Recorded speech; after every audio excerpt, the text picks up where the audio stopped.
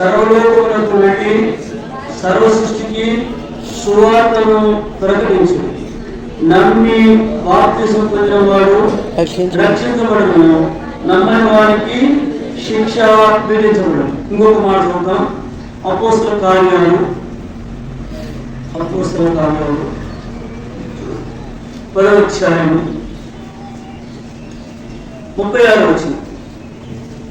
Page number 113 కొత్త నిబంధన భాగంలో Acts chapter 10 verses 36 చదవండి. యేసు క్రీస్తు అందరికీ ప్రభు.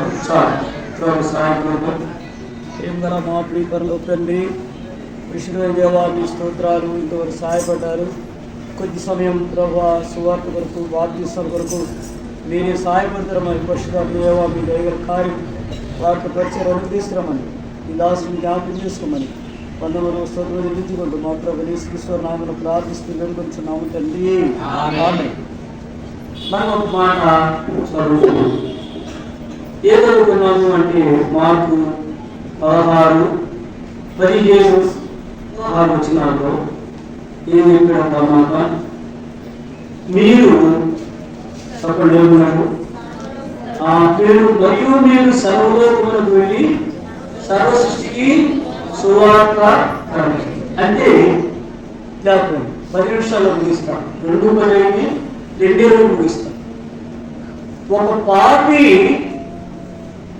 ప్రభువును అంగీకరించాలి, రక్షించబడాలి, దేవుని రాజ్యంకు వారసులు కావాలి, మనతో కూడా కలిసి దేవుని మందిరంలోకి వచ్చి దేవుని ఆరాధించాలి అంటే రక్షించబడిన విశ్వాసులు, యేసు ప్రభువు దేవుడని ఎరిగిన వారు చేయవలసిన భారమైన కార్యం ఒకటి మన భుజస్కంధాల మీద దేవుడు పెట్టాడు.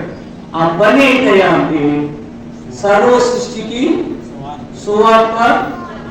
అంటే మనం సర్వ సృష్టిగా సువార్త ప్రకటించుకున్నారు. అన్నిగా పోలేం, ఆస్ట్రేలియా పోలేం, ఏ దేశము పోలేం. ఎక్కడి వారు అక్కడే. మంగళంలో ఉన్నవాళ్ళు మంగళంలో ప్రకటించాలి, ఆయన వాళ్ళు ఉన్నవాళ్ళు ఆయన వాళ్ళు ప్రకటించాలి, వెలగపూడిలో ఉన్నవాళ్ళు వెలగపూడిలో ప్రకటించాలి, అభిరాజపాలెంలో ఉన్నవాళ్ళు అభిరాజపాలెం, రాయపూడిలో ఉన్నవాళ్ళు రాయపూడి, తుళ్ళూరు ఉన్నవాళ్ళు తుళ్ళూరు, వెంకటపాలెం ఉన్నవాళ్ళు ఎక్కడో అక్కడే.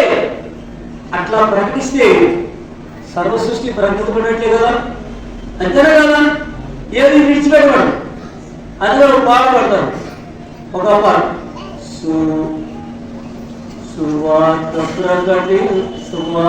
ప్రకటించని ఊరు ఉండకూడదు, సంగము లేని గ్రామం ఉండకూడదే కాడను, సువార్త సాగని ఊరు ఉండకూడదు, సంగము లేని గ్రామం ఉండకూడదే కాడను.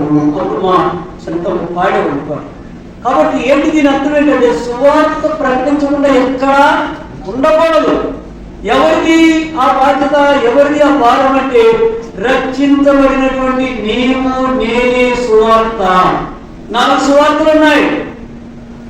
5వ సువార్త ఎవరంటే నీవు. మన జీవితమే, మన కార్యాలు, మన సాక్ష్యమే 5వ సువార్త కావాలి. నీవే నేనే 5వ సువార్తగా ప్రకటించాలి. మనందరికీ తెలుసు లోకంలో ఎన్నో వార్తలు ఉన్నాయి. టీవీలో, న్యూస్ పేపర్స్లో ఎన్నో వార్తలు వస్తుంటాయి. ఈరోజు ఆ వార్త చాలా ఆసక్తిగా చూస్తాం, ఆసక్తిగా వింటాం. టీవీలో మారుమోగని చెప్తారు. ఇవాళంతా కూడా అదే వార్త. రేపేమో వార్త, రేపో వార్త, తాజా వార్త అవదు, అది మరుగులు పడుతుంది.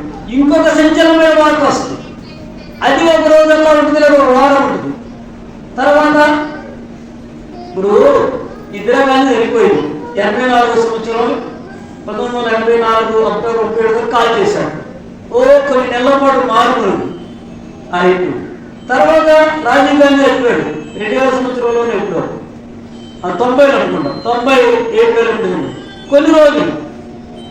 అలాగూ కొన్ని సంచలనమైన మార్పులు వస్తూ ఉంటాయి.